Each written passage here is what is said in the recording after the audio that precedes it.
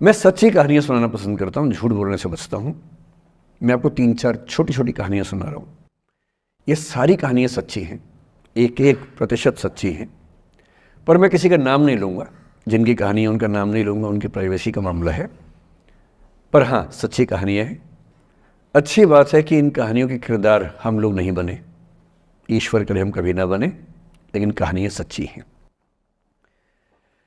जब मैं दिल्ली आया था 1990 में, मैं हरियाणा के एक शहर से, भिवानी से दिल्ली आया था पढ़ने के लिए। मेरे ड्रीम कॉलेज में हंसराज भी एक था, पर मेरा संयुक्त से मेरा एडमिशन जाकिर हुसैन में हुआ। मेरे अंक ठीक थे, यहाँ हो सकता था, पर मैं तो नई दिल्ली स्टेशन पे उतरा, बाहर निकला, पता लगा वहीं एक कॉलेज है, वहीं एडमिशन ले लिया मैंने। तो लोगों ने कहा कि यार कैंपस बड़ा अच्छा होता है। मैंने कहा क्या फ़र्क पड़ता है, कॉलेज कॉलेज होता है, छंडो, यही छंडो में सिखाने आया हूँ आप लोगों को। ठीक है, स्टेशन से निकले वहीं कॉलेज है, मैंने घर जाना होगा तो आराम से कॉलेज से निकल जाएंगे, क्या रखा है कैंपस में। पर मेरा एक दोस्त जो मेरे साथ ही आया था उसी शहर से, उसने एडमिशन हंसराज कॉलेज में लिया। मैं और वो स्कूल के डिबेटर्स थे, डिबेटिंग में हम लोग स्कूल टाइम से काफ़ी एक्टिव थे। डीयू में आए तो यहाँ भी एक्टिव रहे। डीयू में मैंने करीब 5 साल डिबेटिंग की और मेरा ख्याल है कि लगभग 300-400 डिबेट्स मैंने जीती होंगी डीयू में, कुछ हरी भी होंगी, लेकिन मैंने खूब डिबेट, वो मेरा दरअसल दाना पानी था, रोजी रोटी मेरी वही थी कॉलेज के दिनों में। घर से पैसे मैं लेता नहीं था, मिलते भी नहीं थे, लेना क्या था, मतलब ऐसी स्थिति भी नहीं थी उस समय मेरे घर में कि मिल सके। तो डिबेटिंग मेरा रोजगार था, एम्प्लॉयमेंट था मेरा, उससे काम चल जाता था आराम से। उसका भी चल जाता था, वो हंसराज से था, मैं जाकिर हुसैन से था। हम खूब डिबेट्स में मिलते थे। अक्सर ट्रॉफी या तो हम जीते थे या वो जीतता था, कोई भी जीते रूम पे ही आती थी, क्योंकि हम रूममेट्स थे, एक साथ ही रहते थे। वो मुझसे योग्यताओं के मामले में 21 था, बल्कि अगर वो 21 था तो मैं 15 ही रहा हूँगा या 12 रहा हूँगा, 22 या 21 तो नहीं रहा हूँगा, मुझसे बेहतर था योग्यताओं में, बड़ा अच्छा व्यक्ति था। ग्रेजुएशन के बाद मैंने एमए हिंदी साहित्य में एडमिशन लिया, जबकि बीए ऑनर्स हिस्ट्री में किया था मैंने। उसने तय किया कि वो कुछ और करेगा, प्रोफेशनल कोर्स करेगा, नौकरी करेगा, तो वो चला गया दिल्ली से। मैं दिल्ली में रहा। फिर मैं एमए के बाद तैयारी करने लगा यूपीएससी की। तब तक मैं यूजीसी जेआरएफ कर चुका था। पहला अटेम्प्ट दिया, प्रीलिम्स हो गया। मेंस मेरा 96 के मेंस की बात कर रहा हूँ, मेंस शुरू होने वाला था, 2 दिन रह गए थे। करीब 10 दिन पहले वो मेरे पास आया हुआ था दिल्ली में, मिलजुल के अच्छे से बात करके गया था। उन दिनों उसका एक प्रेम संबंध कहीं हमारी ही एक मित्र के साथ चल रहा था। हम सब दोस्त थे, तो उनमें से 2 लोगों का आपस में का अफेयर था। मुझे नहीं पता क्या हुआ, लेकिन मेरे मेन एग्ज़ाम से 2 दिन पहले रात को 12 बजे एक फ़ोन आया और ये बताया गया कि मेरे दोस्त ने फंदा लगा के अपनी जीवन लीला समाप्त कर ली है। वो दिल्ली से दूर था कहीं, और जिस व्यक्ति के बारे में मेरी राय ये थी कि उतना जीवट वाला व्यक्ति कोई हो नहीं सकता, जो ज़िंदगी से हार सकता ही नहीं, जिसके होने से कई लोग हमेशा जीता हुआ महसूस करते हैं, वो चुपचाप एक बंद कमरे में ज़िंदगी से हार गया। मैं आज तक नहीं समझ पाया कि ऐसा कैसे हुआ। बाद में टटोला, उसके पेरेंट्स से बात हुई, भाई से बात हुई, उन्होंने उसकी याद में एक सोशल वर्क शुरू किया ताकि किसी और बच्चे को ऐसा ना करना पड़े। तो जो हल्का हल्का अनुमान हुआ वो है कि शायद कुछ ऐसा था रिलेशनशिप में जो नहीं संभल पाया था, और रिश्ता टूट ना जाए इसका दबाव बहुत ज़्यादा था, और वो दबाव झेल नहीं पाया। इस उम्र में ऐसा फेज़ आता है, कई बार आता है। ये एक कहानी है, हंसराज कॉलेज से ही जुड़ी है, इसलिए मैंने सोचा कि वहीं से बात शुरू करूँ। नाम जैसा कि मैंने कहा मैं नहीं बताऊंगा, तो नाम बताने का मतलब भी नहीं। और वो जिसकी मैं कहानी सुना रहा हूँ, आप लोगों के जन्म से पहले की बात है। आप तो सब 21वीं सदी वाले बच्चे होंगे ना, जेन ज़ी होंगे आप सब लोग, तो ये तो बहुत पुरानी बात है। एक दूसरी कहानी सुनाता हूँ। मैं आपको 2-3 कहानियाँ सुनाऊंगा, फिर उन सबका सार निकाल लेंगे एक साथ हम लोग। दूसरी कहानी ये है कि जब मेरा सिलेक्शन हो गया 97 में, मतलब 96 अटेम्प्ट में पहली बार में मेरा सिलेक्शन हो गया था, मैं एक्सटेंशन लेके तैयारी कर रहा था और डीयू में मैं पढ़ा भी रहा था उस समय। तब मैं शायद डीएवी कॉलेज में था या अग्रसेन, मैं 2 जगह पढ़ाया डीयू में, तो उनमें से किसी कॉलेज में पढ़ा रहा था उस समय में। तो उस समय एक लाइब्रेरी है कैंपस में ही, सेंट्रल रेफरेंस लाइब्रेरी, आप जानते होंगे, CRL बोलते हैं, जो विवेकानंद जी की स्टैच्यू है उसके सामने ही वो लाइब्रेरी है। उस लाइब्रेरी में नीचे सब बैठ के पढ़ते हैं और टॉप फ्लोर पे रिसर्च फ्लोर है जहाँ MPhil PhD वाले बच्चे पढ़ते हैं। मैं उस समय शायद PhD कर रहा था या MPhil खत्म हुई थी, वहीं बैठता था, पढ़ता था रोज़। कई दोस्त पढ़ते थे हम लोग वहाँ। हम सुबह 8 बजे लाइब्रेरी खुलते ही वहाँ घुसते थे, रात को 1 बजे निकलते थे लाइब्रेरी बंद होने के समय। तो वहाँ एक छत थी, छत पे छोटी सी कैंटीन थी जहाँ हम लोग जब जब बोर होते थे दिन में 3-4 बार जाके चाय पीते थे। चाय पी ली, बिस्किट खा लिया, थोड़ी गप्पे मार ली, वो सब वहाँ करते थे। तो वहाँ मेरे बहुत सारे दोस्त थे, उनमें से कई लोग अब बहुत सीनियर सिविल सर्वेंट्स हैं, कुछ लोग प्रोफेसर्स हैं डीयू में। 2 बच्चे थे मुझसे जूनियर, 3-4 साल जूनियर थे, बड़े प्यारे बच्चे थे। मुझे उस समय तक पढ़ाई लिखाई का शौक अच्छा खासा हो गया था, तो वो रोज़ मेरे साथ बैठते थे केवल बात करने के लिए, किसी मुद्दे पर बहस करनी है तो बहस होती थी, समझते थे। फिर मुझे पता लगा कि वो दोनों रिलेशनशिप में हैं, रिश्ते में हैं, दोनों ने शादी भी कर ली। उनकी योजना डीयू में पढ़ाने की थी या सिविल सर्विस की भी थी शायद, पता नहीं। मेरा इंटरेक्शन बहुत ज़्यादा उसके बाद रहा नहीं उनसे, क्योंकि मैं सर्विस में चला गया था। इतने जिज्ञासु बच्चे थे दोनों, इतने जिज्ञासु कि उनसे मिलकर तबीयत खुश हो जाती थी, कि हर चीज़ जानने का मन करता था उनका, हर विषय पढ़ने का मन करता था। एकदम जीवन से भरे हुए बच्चे, आंखों में चमक ऐसे। फिर दोनों की शादी हुई तो मैं शादी में जा नहीं पाया, क्योंकि मेरा रिश्ता सिर्फ लाइब्रेरी में 1 घंटा गप मारने वाला था, उससे ज़्यादा था नहीं रिश्ता उनके साथ। फिर सुनता रहता था कि मैं सब बढ़िया चल रहा है, पढ़ाई कर रहे हैं, तैयारी कर रहे हैं। इंटरकास्ट मैरिज की उन लोगों ने, खूब हंगामा हुआ, दोनों घर में तलवारें खिंच गई, किसी तरह से तलवारें संभाली गई, मैनेज हुआ, दोनों साथ रहने लगे।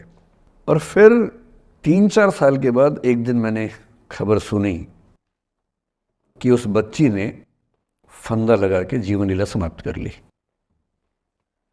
ये बात भी दिल्ली विश्वविद्यालय की है, उस दौर के सब लोग इस कहानी को जानते हैं। मेरे ख्याल से ये दोनों कहानी आपकी प्रिंसिपल मैडम जानती होंगी, नहीं ध्यान कर पाएंगे तो मैं उनको जैसे नाम बोलूँगा अकेले में वो तुरंत समझ जाएंगे मैं किसकी बात कर रहा हूँ। मैं आज तक नहीं समझ पाया कि ऐसा क्या हुआ होगा। तो बाद में अनुमान जो हुआ वो ये, इंटरकास्ट मैरिज, परिवार का दबाव, समाज का दबाव, आपस के दबाव, टॉक्सिक रिलेशनशिप, अंत में उस दबाव को न झेल पाना और जीवन समाप्त कर देना, ये हुआ। ये 2 घटनाएं हैं।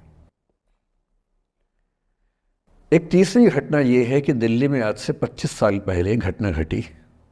आप लोग तब बस पैदा हुए होंगे, घुटनों में चल रहे होंगे, या उससे 5-7 साल पहले की बात रही होगी। ये घटना दिल्ली के सब सीनियर लोग जानते हैं, जिनकी उम्र 35-40 साल है वो सब जानते हैं इस घटना को। मोबाइल फ़ोन में वीडियो नया नया आया था उस समय, अब तो आपके हर फ़ोन में वीडियो है, अब तो सामने भी है, ताकि आप वैसा वाला मुंह बना के सेल्फी खिंचवा सके। पाउट बोलते हैं ना, मैं उसको देसी भाषा में सूअर जैसा मुंह बोलता हूँ, और वैसा ही बनता भी है, क्यूट क्यूट सा सूअर जैसा मुंह बना के लोग सेल्फी खिंचवाते हैं, उसको बोलते हैं पाउट। तब तो कैमरा फ़ोन में पहली बार आया था, तब लोग अभ्यस्त नहीं थे। अब जैसे आप लोग कितने अभ्यस्त होंगे, हम भी होने लग गए अब तो। अब हम किसी से बात करते हैं तो हम ये एज्यूम करके चलते हैं कि उसने फ़ोन में कुछ ना कुछ ऑन कर रखा होगा, या तो आवाज़ रिकॉर्ड करेगा या वीडियो बनाएगा। तुम कितने केयरफुल होकर बोलते हैं, कितने कॉन्शियस रहते हैं। और सर्विलांस सोसाइटी की सबसे बुरी बात यह है कि हम हमेशा चौकन्ने रहते हैं, हम सहज हो ही नहीं पाते। सहज रूप से 2 लोग बात कर लें, हो ही नहीं पाता। तो मैं तो अपने ऑफिस में कई बार ऐसा करता हूँ, जब हम 3-4 लोग बैठते हैं इनफॉर्मल बातचीत के लिए, हम सब अपना अपना फ़ोन कमरे के बाहर छोड़ के आ जाते हैं, फिर 2 घंटे बात करते हैं, इस भय से मुक्त होके कि कहीं कोई रिकॉर्ड तो नहीं कर रहा। ये हालत है आज की। उस ज़माने में तो फ़ोन थे। मोबाइल फ़ोन आया था भारत में लगभग 1995 के आसपास पहली बार। बड़ा महंगा था, 16 रुपये प्रति मिनट इनकमिंग, 16 रुपये प्रति मिनट आउटगोइंग, ये रेट से उस समय। और फ़ोन वो थे जिनसे आप कील भी ठोक सकते हैं, वैसे वाले फ़ोन थे, बटन वाले फ़ोन थे। नोकिया एक कंपनी थी, उसके फ़ोन हुआ करते थे। उसके 4-5 साल के बाद क्या हुआ, पहली बार किसी कंपनी ने फ़ोन में कैमरा लगा दिया। ये बात उस समय के लोग नहीं समझते थे। जब भी नई तकनीक आती है उसको समझने में टाइम लगता है। जो पहले समझते हैं फ़ायदा उठा लेते हैं, जो थोड़ा लेट समझते हैं वो उसका नुकसान उठाते हैं। उस समय दिल्ली के एक प्रसिद्ध स्कूल में 11वीं-12वीं क्लास के 2 बच्चों में आपस में कोई रिलेशनशिप रही होगी। वो दोनों किसी ऐसी सिचुएशन में थे जो सिचुएशन बहुत ही प्राइवेट किस्म की थी, बहुत निजी किस्म की थी, जिसको पब्लिक नहीं कर सकते। कुछ फिजिकल रिलेशनशिप जैसा मामला था। उस दुष्ट लड़के ने लड़कों के इतिहास को कलंकित, लड़कों का इतिहास वैसे भी कलंकित ज़्यादा है, उसे और कलंकित करते हुए उस पूरे सिचुएशन का वीडियो बना लिया। ऐसे मामलों में दुर्भाग्य है, मैं लड़का हूं इसलिए लड़के पवित्र थोड़ा ना हो जाएंगे। लड़का है, इतिहास कलंकित तो है, उसका वीडियो बना लिया और दुष्टता का चरम स्तर निभाते हुए वो वीडियो अपने एक दोस्त को शेयर कर दिया। ये कहे कि किसी और को दिखाना मत, जैसा कि होता है अफवाहों की दुनिया में। हर अफवाह एक व्यक्ति एक को ही बताता है, ये कहे कि किसी और को मत बताना, और अगला व्यक्ति भी अगले को यही कहे कि बोलता है किसी और को मत बताना। और इस तरह से पूरे शहर को खबर होती है और सबको लगता है कि सिर्फ मुझे पता है। वो वीडियो फैल गया। नए नए फ़ोन आए थे, पर वो फ़ोन कम लोगों के पास थे, कैमरे वाले फ़ोन। तो फ़ोन से कितना फैलता, ज़्यादा नहीं फैला। लेकिन उस समय दिल्ली की एक कुख्यात मार्केट हुआ करती थी, पालिका बाज़ार, अभी भी है, पर तब वो कुछ और कामों के लिए कुख्यात हुआ करती थी। अब तो कपड़े मिलते हैं, तब कपड़ों के साथ कई चीज़ें और मिलती थी वहाँ। जैसे गंदी फिल्मों की सीडी चाहिए हो तो वहाँ मिलती थी, ग्रे मार्केट में, चोरी छिपे। इस वीडियो को सीडी में कन्वर्ट करके लोगों ने वहाँ से खरीदा, लाखों करोड़ों की संख्या में। नए नए टेलीविज़न चैनल प्राइवेट आए थे, और प्राइवेट टीवी चैनल को खबरों की भूख इतनी होती है कि वो खबर के लिए जान दे सकता है और जान ले भी सकता है किसी की। 24 घंटे इस खबर पे, इस चीज़ पर खबरें चल रही थी सारे चैनल्स में कि ये वो लड़का है जिसने ऐसा किया, ये वो लड़की है, ये वो स्कूल है, इस स्कूल की प्रिंसिपल से बात करेंगे, इससे बात करेंगे। वो जो बच्ची थी जिसकी इसमें कोई गलती नहीं थी, सिवाय इसके कि वो किसी एक लड़के से प्रेम करती थी, जो कि उस उम्र में बच्चे कर बैठते हैं। इसके लिए बहुत चिल्लपौनी मचानी चाहिए। बच्चों को आप हर बात पे अपराधी नहीं मान सकते। उस बच्चे की गलती सिर्फ इतनी थी कि उसने अपने दोस्त पे भरोसा किया, जो भरोसे के लायक था नहीं। वो नीच किस्म का व्यक्ति था जिसने उस संबंध की गरिमा को समझा नहीं। उस बच्ची के घर के बाहर 24 घंटे न्यूज़ चैनल से कैमरे खड़े रहे। घर से कोई भी निकले, 50 कैमरे पीछे। आप बताइए आपकी बेटी कैसी है, आप बताइए आपकी बहन कैसी है। अंत में उस पिता ने अपनी बच्ची को इस देश से बाहर भेज दिया। उसके कुछ दिन बाद की जो खबर टीवी चैनल से नहीं दिखाई, उसके पिता ने आत्महत्या कर ली। ये तीसरा इंसिडेंस है। ये सारी खबरें सच्ची बता रहा हूं मैं, इनमें से एक भी झूठ नहीं है। झूठी कहानियों से मोटिवेशन दिया जा सकता है, मैं जानता हूं, पर जब सच्ची कहानियां हैं तो मैं झूठ क्यों बोलूं? सारी सच्ची कहानियां बता रहा हूं मैं आपको। एक चौथी कहानी जो आप में से कई लोगों की होगी। मेरा एक स्टूडेंट है, सिविल सर्वेंट है, सीनियर लेवल पे है, करीब 40 साल का है। उसने आज तक शादी नहीं की। क्या उसकी शादी करने की इच्छा नहीं थी? पूरी इच्छा थी। फिर क्यों शादी नहीं की? भाई कुछ लोग तो होते हैं कि शादी करनी ही नहीं, कोई मिशन है। योगी जी है, मोदी जी है, ठीक है, उनका तो मिशन है। ममता जी है, उनका मिशन है। पर जिसका जीवन में ऐसा कोई मिशन नहीं है और जिसको प्रेम करने का मन भी करता हो, वो तो शादी करता है आमतौर पे। उसने शादी क्यों नहीं की जानते हैं? जब वो 25-26 की उम्र में था, जब वो मेरा विद्यार्थी भी था, एक दिन मेरे पास आके बोला कि सर एक बात करना चाहता हूँ। मुझसे मेरे स्टूडेंट्स ऐसी बातें खूब करते हैं पर्सनली आके, अब तो मैं टाइम कम दे पाता हूँ, पहले तो ये सब होता रहता था क्लास के अलावा। एकदम रोता हुआ आया, आंखों में आंसू भरे हुए बहुत सारे। अरे क्या हो गया भाई? तो फिर उसने किसी का नाम बताया कि सर वो ही मेरी स्टूडेंट थी, कि सर उसके साथ रिलेशनशिप थी, उसने धोखा दिया है मुझे। अच्छा, धोखा देने वाली कहानियाँ मुझे बहुत अपील नहीं करती। मेरा मानना है कि दोनों पक्षों की गलतियाँ होती हैं। आप केवल अपने पर्सपेक्टिव से सोच सोच के धोखा करते रहते हैं, ऐसा थोड़ा ना होता है भाई। कुछ तो मजबूरियाँ रही होंगी, कोई यूं ही बेवफा नहीं होता, कुछ तो वजह होगी ना। आप थोड़ा उसकी वजह, उसका भी तो, उसकी कहानी भी तो सुनिए। और मैं जब जब दोनों कहानियाँ सुनता हूँ मुझे लगता है कि मामला ग्रे है। आप किसी एक पे उंगली उठा ही नहीं सकते कि इसने ऐसा किया। दोनों की गलतियाँ होती हैं, ऐसा थोड़ा ना कि एक की होती है। बहरहाल इन भाई साहब को ऐसा लगा कि धोखा हो गया उनके साथ। तो मैंने कहा चलो कोई बात नहीं यार, हो गया तो हो गया, तू नहीं कोई और सही, ऐसा क्या है। इतनी बड़ी दुनिया है, 8 अरब की आबादी अब है, उस समय भी 6-7 अरब तो थी। मैंने कहा 3.5 अरब 350 करोड़ में कोई तो होगी तुम्हारे लिए, ऐसा क्या है, कोई और देखेंगे। पर वो थोड़ा ज़्यादा सेंटिमेंटल था उस समय। धीरे धीरे पता नहीं उसके मन में क्या बैठ गया, उसके मन में ये बैठा कि दुनिया की सारी लड़कियां धोखेबाज होती हैं। ऐसे मूर्खों की कमी नहीं है दुनिया में, ऐसे बहुत मूर्ख हैं। दर्शन की दुनिया में इसे अवैध सामान्यीकरण कहते हैं, इलिसिट जनरलाइजेशन। इसका मतलब बहुत छोटे सैंपल के बेस पे ये समझ लेना कि ये थियरी पूरे ब्रह्मांड पर लागू होती है। एक लड़की ने धोखा दिया, मान लीजिए धोखा दिया, धोखा इसने दिया कि उसने दिया कि किसी ने दिया, जो भी कहानी हो, एक सैंपल से ये मान लेना कि सब ऐसे होते हैं। और उसके बाद से उसने कम से कम 10 बार कोशिश की, 10 लोगों से मिला, बातचीत की शादी के लिए। डेटिंग तो क्या करेगा 40 की उम्र में, लेकिन हाँ बातचीत करके देखा कि शायद रुचियाँ मिल जाएं, स्वभाव मिल जाए तो शादी के बारे में सोचें। हर बार 3-4-5 मीटिंग के बाद वापस हट जाता है। अब तो मैंने पूछना बंद कर दिया है। जब तक मैं पूछता था, बोलता था कि सर 3-4 मीटिंग के बाद लगता है कि ये भी वैसी ही है। मैंने कहा भूल जाओ भाई, उससे भूल जाओ, बात खत्म हो गई। उसके बच्चे घूम रहे हैं आजकल स्कूल में, अब तुम कम से कम शादी तो कर लो।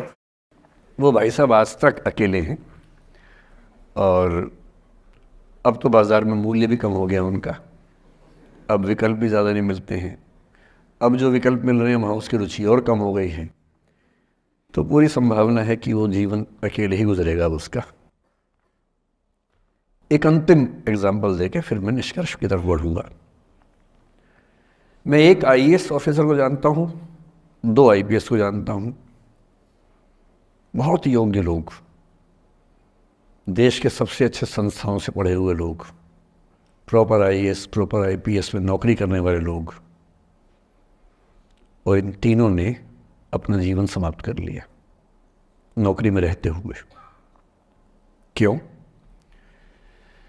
क्योंकि नौकरी और घरेलू जो दुविधाएं थी उनको झेल नहीं पा रहे थे, ना झेल पा रहे थे, ना भूल पा रहे थे।